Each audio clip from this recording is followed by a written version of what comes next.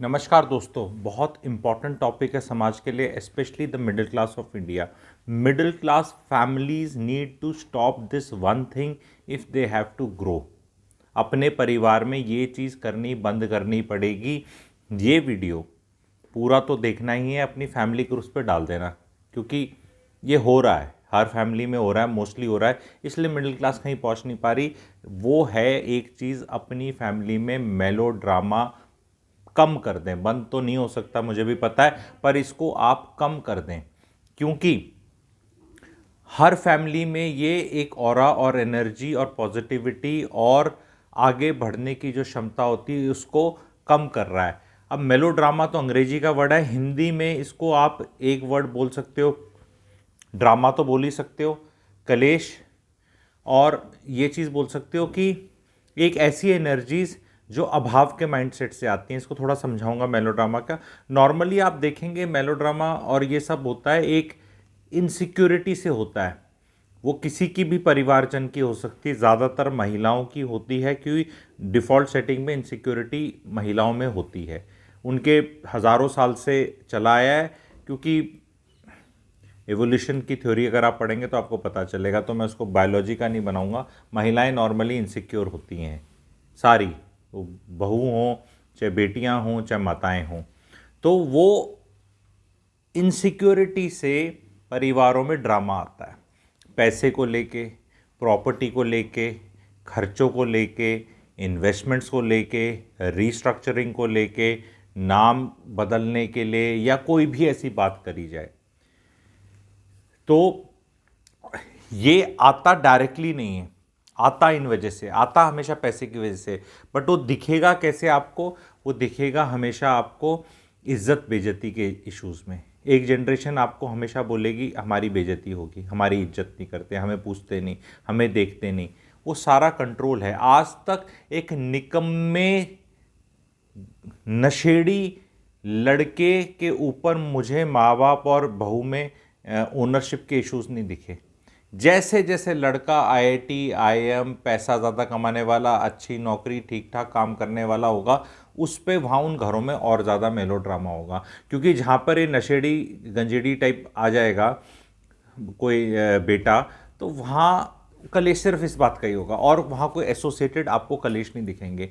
And जो परिवार ज़्यादा संपन्न हैं, धनी हैं, और उन्हें डिफ़ॉल्ट सेटिंग पे खुश होना चाहिए, उन घरों में खुश नहीं है। उन घरों में ज़्यादातर जो मेंबर्स हैं वो एग शेल्स पे चलते हैं। अंग्रेजी की टर्म है वॉकिंग ऑन एग शेल्स, कि वो कड़च कड़च करके आवाज़ आए ना, ऐसे करके कि भी टूट जाएंगे, ठीक है, कि ये जो बुजुर्ग होगा ये फट जाएगा, या ये घर का मुखिया होगा, या मुखियान होगी, ठीक है, या पति भी या पत्नी के कोई भी हो सकते हैं। इसमें मैं बहुत ज़्यादा जेंडर स्पेसिफिक और एज स्पेसिफिक नहीं कर रहा, बट मिडिल क्लास में ये चल रहा है बहुत ज़्यादा, कि ये नाराज़ हो जाएंगे, ये नाराज़ हो जाएंगी, ऐसा हो जाएगा, ऐसे माता जी को मत बोलो, पापा जी को मत बोलो, ऐसे भैया जी को, बड़े भैया को, किसी को, ताऊ जी को, दादाजी को। अरे भैया, कोई इतना तुर्रम खां नहीं है, ना ही कोई कुछ ऐसा है। कोई आगे ले जाने की, प्रोग्रेस की बात, मज़े की बात जो कर रहा है उस पर ध्यान नहीं है। ये वर्ड्स जो जिन घरों में ज़्यादा बोले जाते हैं कन्वर्सेशन में, यार इसका तो मुंह बना रहता है, इनका मुंह बना रहता है, यार इनका मुंह बन जाएगा, यार इनका मुंह क्यों बना हुआ है, ये मुंह क्यों बना हुआ है।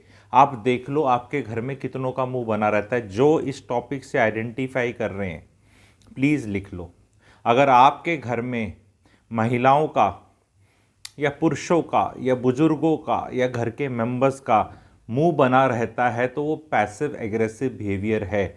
स्ट्रेट फॉरवर्ड उनसे पूछ लो चाहिए क्या, और कितना वो उसमें से मिल सकता है, नहीं मिल सकता। बोले मुंह बनाने वाले काम मत करो, बोले ये वाले काम मत करो, कि पहले तो आप मुंह बनाओगे, फिर कोई आएगा, फिर आपसे कोई पूछेगा, फिर आपको मनाएगा, फिर आपको फीलिंग आएगी। बोलो आपकी इनसिक्योरिटीज़ हैं, you have to deal with it. Some of the which मेरी कंसल्टेशन में जो आया और ऑब्जर्वेशन में आया, और बहुत बहुत वास्ट एक्सपीरियंस है। एक जो 1950s और 1960s में पैदा हुए थे जनरेशन, उनकी मैरिड लाइफ का बड़ा कचड़ा है, जो कभी बाहर नहीं आया। जो आजकल की मैरिड लाइफ है वो तो आ जाता है, डिवोर्सेज हो रहे हैं, हल्ला गुल्ला मचता है, सेक्शन 498 सारा वो सब होता है। पर 50s 60s were not the perfect couples, they were not also the perfect people. उनका जो इश्यूज हैं वो निकल कर आते हैं इन फॉर्म ऑफ बुजुर्ग हैविंग, बुजुर्ग महिला और द बुजुर्ग male depending on the situation, having lot of pent up issues. एक होते हैं ना चाइल्डहुड इश्यूज कहते हैं, एक कहते हैं जवानी के इश्यूज जो हुए नहीं, तो उनसे भी अगली जनरेशन को बहुत भुगतना पड़ता है। ये अपने में एक वर्कशॉप का विषय है, ये अपने में ही 2 से ढाई घंटे का विषय है।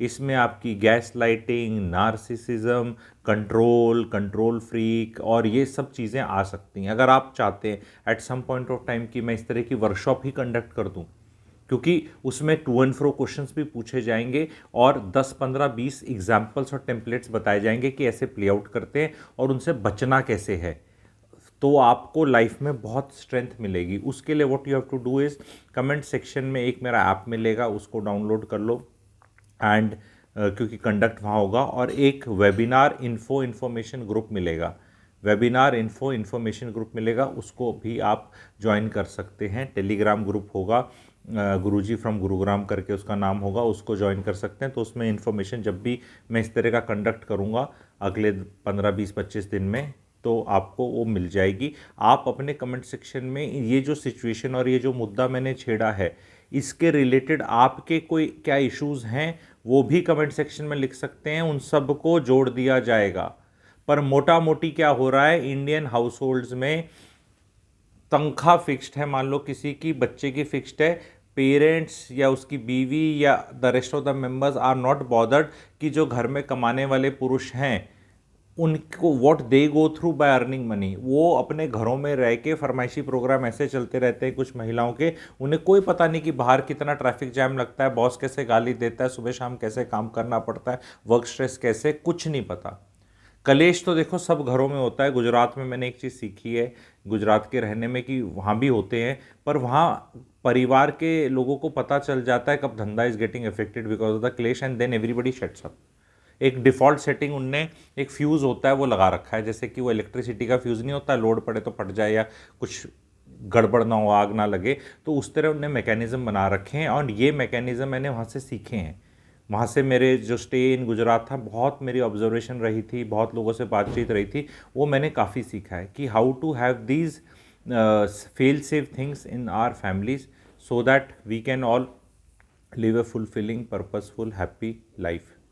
तो अगर आप ये हैप्पी एंड अच्छी लाइफ जीना चाहते हैं भाइयों बहनों, और ये सब बारे में देखो चल तो सब जगह रहा है, उनसे उनके बिना भी नहीं रहा जा सकता, सबको रहना है, लेकिन इस वीडियो के माध्यम से at least let the families and middle class acknowledge that this problem exist. एक बार मान लेंगे कि एग्जिस्ट करती है तो इलाज हैं हमारे जैसों के पास, जेन्युइन इलाज हैं। सारी पीढ़ी सारे लोगों को साथ लेके चल के उन्हें सबको बताने की कि भी तेरा इस वजह से आ रहा है, इस जनरेशन की वजह से नहीं आ रहा, और ये ठीक भी नहीं कर सकते because the problem is coming because of somebody else, some other time, some other situations.